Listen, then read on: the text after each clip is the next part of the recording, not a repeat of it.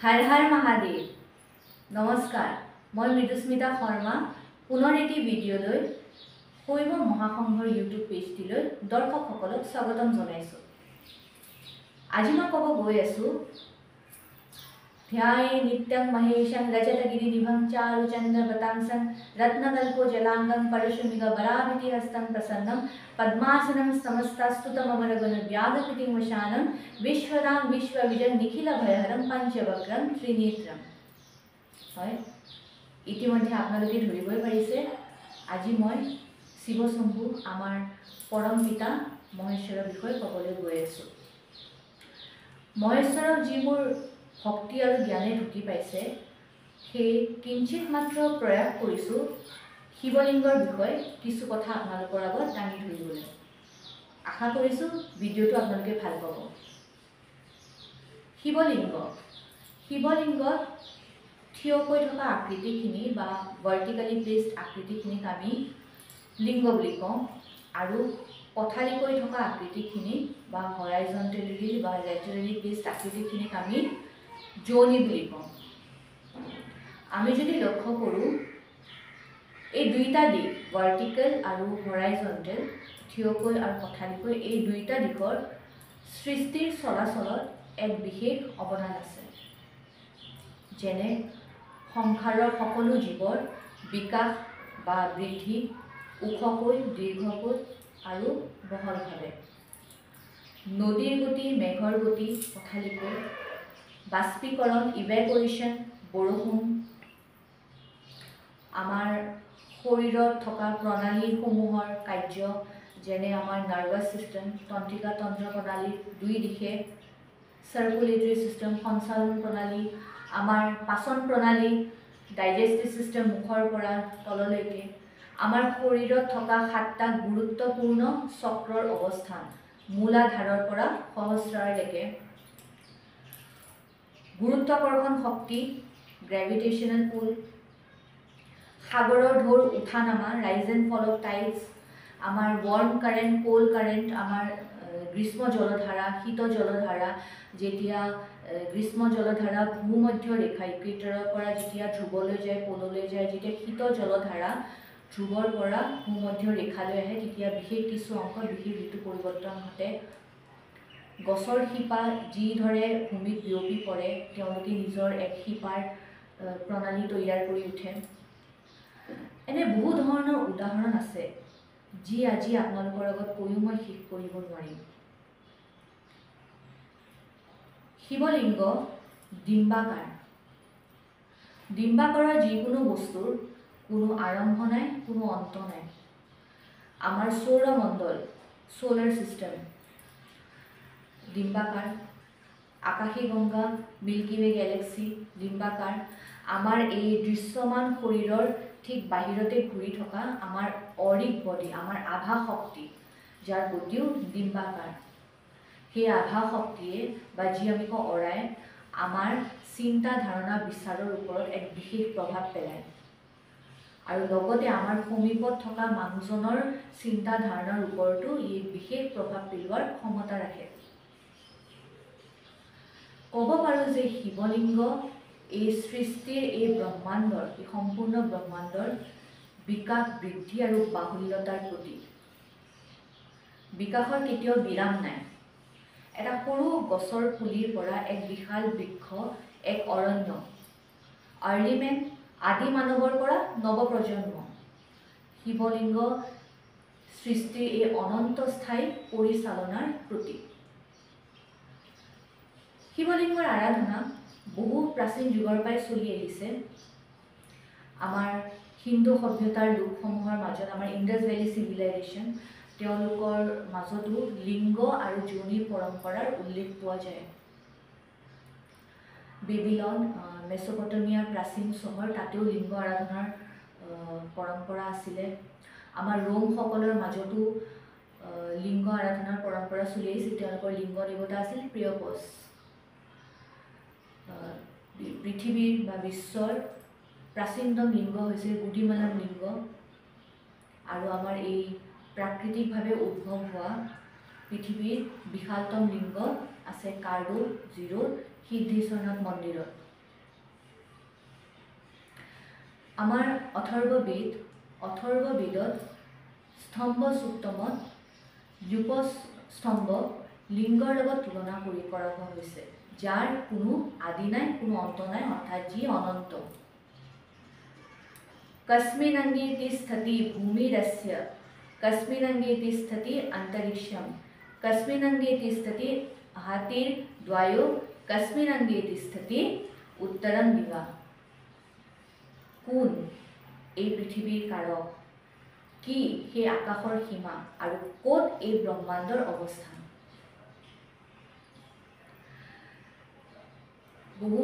বহুতে ভুল বুজে যে শিৱলিংগৰ লিংগ হৈছে যে পুৰুষ প্ৰজনন শক্তিৰ প্ৰতীক, বা যোনি হৈছে স্ত্ৰী প্ৰজনন শক্তিৰ প্ৰতীক। শিৱলিংগ এই প্ৰত্যক্ষ অপ্ৰত্যক্ষ পৰা অপৰা ব্ৰহ্মাণ্ডীয় আৰু ভৌতিক পৃথিৱীৰ প্ৰতীক। সেই পুৰুষ আৰু প্ৰকৃতি হৈছে ব্ৰহ্মাণ্ডীয় উদ্দেশ্য আৰু আমাৰ কৰ্ম। শিৱলিংগ এক বিশাল বিষয়, যাৰ কোনো সীমাবদ্ধতা নাই। বহু অধ্যয়নে শিৱলিংগক আমাৰ এটমিক ষ্ট্ৰাকচাৰ বা পাৰমাণৱিক সংৰচনাৰ লগত তুলনা কৰিছে। এটম বা পৰমাণু বা অণু, সকলো জীৱৰ সৃষ্টি সেই অণুৰ পৰাই হৈছে। সেই এটমৰ ভিতৰত থাকে প্ৰোটন, যি পজিটিভলি চাৰ্জ বা সকাৰাত্মক ঊৰ্জাৰ প্ৰতীক। লগতে থাকে নিউট্ৰন, নিউট্ৰেলি চাৰ্জ বা স্থিৰ ঊৰ্জা, আৰু তাৰ ঠিক বাহিৰতে ভ্ৰমণ কৰি আছে ইলেক্ট্ৰন, নেগেটিভলি চাৰ্জ বা নকাৰাত্মক ঊৰ্জা। কোৱা হয় যে শিৱলিংগত ত্ৰিদেৱ বাস কৰে, ব্ৰহ্মা, বিষ্ণু, মহেশ্বৰ। সেই অণু শিৱৰ লগত বা পুৰুষ শক্তিৰ লগত তুলনা কৰা গৈছে, যি সৃষ্টিৰ মূল কাৰক। আৰু ব্ৰহ্মা প্ৰোটনৰ লগত এই সকাৰাত্মক ঊৰ্জাক ব্ৰহ্মাৰ লগত তুলনা কৰা গৈছে, যি সৃষ্টি প্ৰত্যক্ষ কৰিছে। আৰু বিষ্ণুৱে সেই সৃষ্টিক স্থিৰতা দিছে, এটা লয় দিছে, এটা দিশ দিছে। সেই বিষ্ণুক নিউট্ৰন বা স্থিৰ ঊৰ্জাৰ লগত তুলনা কৰা গৈছে। আৰু যেতিয়া এই সৃষ্টিত অসন্তুলন হ'বলৈ ধৰে, তেতিয়া পুনৰ সৃষ্টিক সন্তুলনত আনিবৰ বাবে শিৱ নিজৰ দায়িত্ব লয়। সেই শিৱক নেগেটিভলি চাৰ্জ ইলেক্ট্ৰনৰ লগত তুলনা কৰা হৈছে। কথাটো আমাৰ একেই, যেনে আমি যি কওঁ বেলেন্স থিয়ৰী অফ নেচাৰ বা ecological balance theory of nature. এই সৃষ্টি বা প্ৰকৃতিত সকাৰাত্মক আৰু নকাৰাত্মক ঊৰ্জা সক্ৰিয় হৈ আছে, নিৰন্তৰ সক্ৰিয় হৈ আছে। আমাৰ মনত যেতিয়া এই সকাৰাত্মক আৰু নকাৰাত্মক ঊৰ্জা, অৰ্থাৎ শুভ আৰু অশুভ শক্তিৰ যি সংঘৰ্ষখিনি নিৰন্তৰ চলে, সেইটো হৈছে সমুদ্ৰ মন্থন। বিজয়ী আমি কাক কৰি তুলিম বা জয়ী আমি কাক কৰি তুলিম, সেই সম্পূৰ্ণভাৱে আমাৰ ওপৰত নিৰ্ভৰ। শিৱলিংগ আকৌ আমাৰ প্ৰতিজনৰে প্ৰতিবিম্ব। লিংগস্বৰূপ হৈছে আমাৰ এই দৃশ্যমান শৰীৰ, যাৰ আধাৰ হৈছে যোনি স্বৰূপা অদৃশ্যমান চৈতন্য আত্মা বা জ্ঞানমূলক মনোবৃত্তি। চৈতন্য বা জ্ঞান অবিহনে শৰীৰ এটা মৃত নিৰ্জীৱ। ঠিক তেনেদৰে যেনে আমি কওঁ যে সতী বা শক্তি অবিহনে শিৱ শৱ। এই চৈতন্য বা জ্ঞানেই আমাৰ মনত ইচ্ছাবোৰৰ সৃষ্টি কৰে, আৰু সেই ইচ্ছাবোৰেইতো আমাৰ শৰীৰটো আগবঢ়াই লৈ যায়। ভোক লাগে আমি খাওঁ, শৰীৰটো ভালকৈ ৰাখিব খোজোঁ আমি পুষ্টিকৰ আহাৰ গ্ৰহণ কৰোঁ। সৌন্দৰ্য ভাল পাওঁ, সেইবাবে আমি শৰীৰটো সুন্দৰকৈ ৰাখোঁ, মনটো সুন্দৰকৈ ৰাখোঁ, পৰিষ্কাৰ কৰি ৰাখোঁ। বিদ্বান হ'ব খোজোঁ, সংস্কাৰী হ'ব খোজোঁ, সেইবাবে পুথি পঢ়োঁ। নিজৰ ভৰিত নিজে থিয় দিব খোজোঁ, সেইবাবে চাকৰি কৰোঁ বা ব্যৱসায় কৰোঁ। নিজৰ চিহ্ন এই সংসাৰত এৰি থৈ যাব খোজোঁ, সেইবাবে দান কৰোঁ, পুণ্য কৰোঁ, ভাল কৰ্ম কৰোঁ, সন্তান জন্ম দিওঁ, আনন্দ কৰোঁ, উল্লাস কৰোঁ, আৰু মাজে মাজে কেতিয়াবা হিংসা, ক্ৰোধ আৰু দুখো কৰোঁ। কোৱা হৈছে যে আকাশং লিঙ্গম সিত্যাহু পৃথিবী তস্য পীঠিকা। আকাশেই লিঙ্গ, যাৰ আধাৰ হৈছে পৃথিৱী। আকাশ এক বিশাল শূন্যতা, আমাৰ সেই মনৰ শূন্যতাও হৈছে সেই বিশাল আকাশৰ প্ৰতীক। সেই মনৰ শূন্যতাত সৃষ্টিৰ লয় ঘটে, অৰ্থাৎ ইচ্ছাবোৰ প্ৰত্যক্ষ হয় আৰু সেই ইচ্ছাবোৰে ৰূপ লয় কৰ্মবোৰৰ ৰূপ। ইচ্ছাবোৰে জন্ম লয় কৰ্মবোৰৰ ৰূপত। মানে সেই ইচ্ছাবোৰৰ আধাৰ হৈছে আমাৰ কৰ্মবোৰ। জীৱ দেৱ সদাশিৱ, প্ৰতিটো জীৱই শিৱ আৰু শক্তি হৈছে সেই জীৱৰ ভিতৰত থকা ইচ্ছাবোৰ আৰু ইচ্ছাবোৰৰ দ্বাৰা সৃষ্টি হোৱা কৰ্মবোৰ।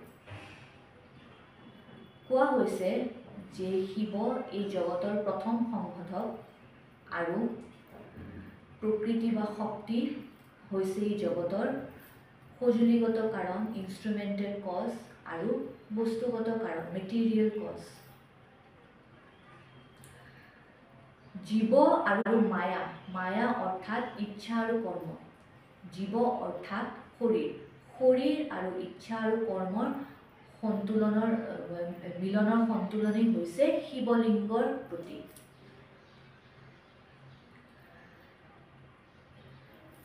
আকৌ আমি দেখিবলৈ পাওঁ যে বহু সময় এই ইচ্ছাবোৰ সীমাৰ বাহিৰলৈ যাবলৈ ধৰে।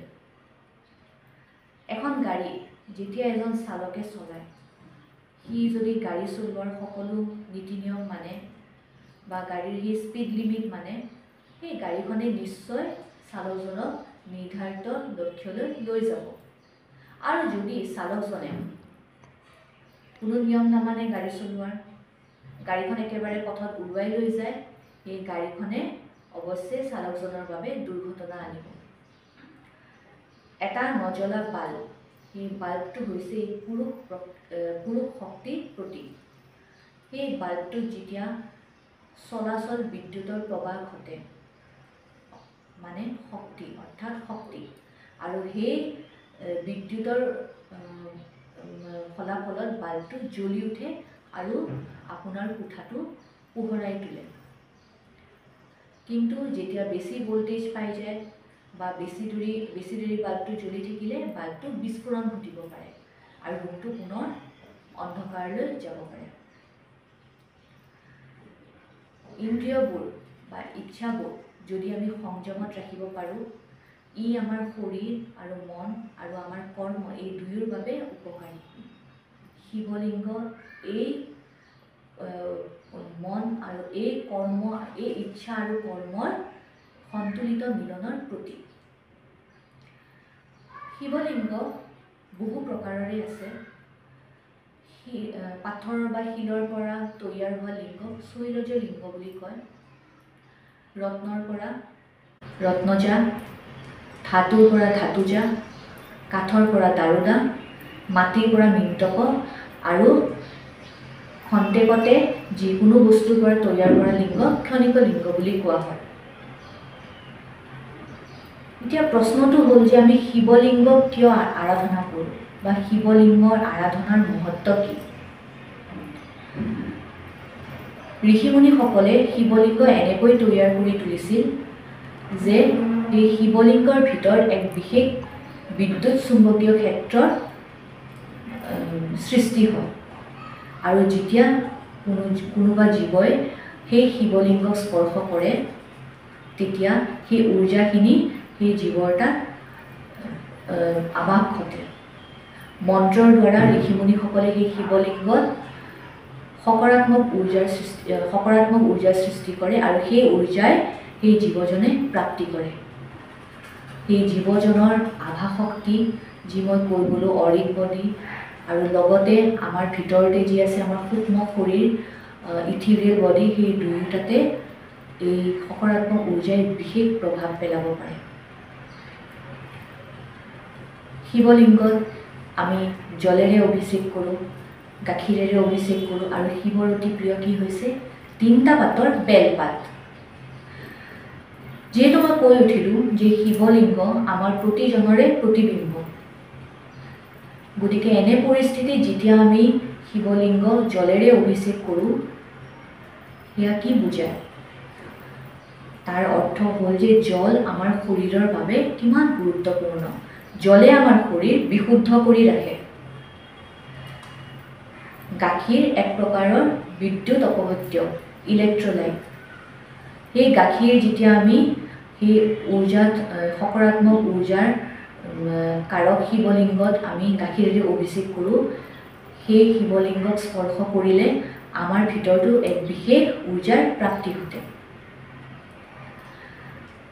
শিৱ বিল্লাষ্টকম স্তুতিত কোৱা হৈছে বেলপাতৰ বিষয়ে, ত্ৰিদলম ত্ৰিগুণাকাৰম, অৰ্থাৎ বেলপাতৰ সেই তিনিটা পাতে তিনিটা গুণক বুজায়, সাত্বিক, ৰাজসিক আৰু তামসিক। আমি কেতিয়াও এটা বেলপাত থকা বা দুটা বেলপাত থকা পাত শিৱলিংগক অৰ্পণ নকৰোঁ। সদায় তিনিটা পাত থকা বেলপাতে আমি শিৱলিংগক অৰ্পণ কৰোঁ।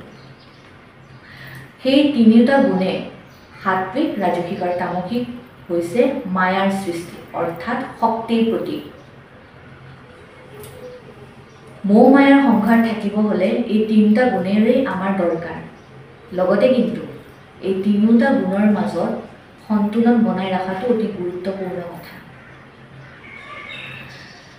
আদি শংকৰাচাৰ্যৰ দ্বাৰা ৰচিত নিৰ্বাণ শতকমত কোৱা হৈছে, ন চাসং গতন্মেব মুক্তিন্ননৈব চিদানন্দ ৰূপ শিৱোহম শিৱোহম।